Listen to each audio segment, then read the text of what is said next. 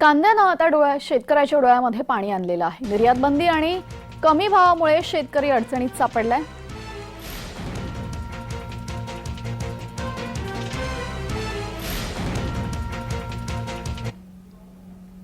तर कमी झालेल्या भावासंदर्भात शेतकऱ्याच्या शेतातून आढावा घेत आमचे प्रतिनिधी उदय साबळे यांनी बातचीत केलेली आहे, पाहूयात। कांद्याच्या दरामध्ये ज्यावेळेस म्हणजे निर्यात बंदीच्या अगोदर 4.5 ते 5 हजार रुपये क्विंटल भाव होता, परंतु आता 1800 रुपये वरती आलेला आहे।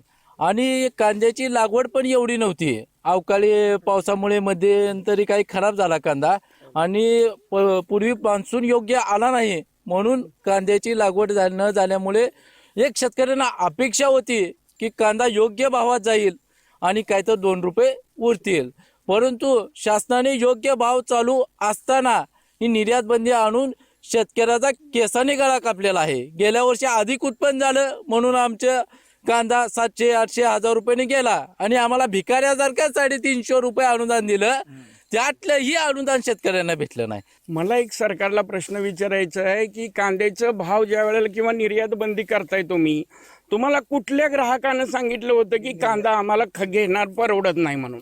कुणाला न विचारता शासन हा निर्णय घेतं। एक तर शेतकऱ्याची जी मुलाखत करत नाही, शेतकऱ्याला विचारत नाही कांद्याचं निर्यात बंदी आम्हाला करायची आहे। आता त्या व्यापाऱ्यांनी कोणी व्यापारी सांगतात आम्ही माल नेला, तिथं बॉर्डरवर आमचा माल थांबलाय, 500 गाडी मुंबईमध्ये गाडी कंटेनर थांबलेत म्हणून सांगायला लागलेत।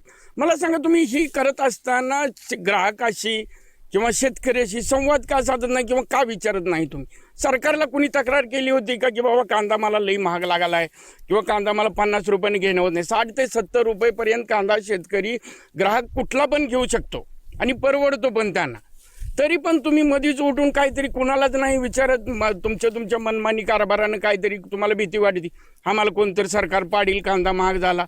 अहो शेतकऱ्यांनी करायचं काय?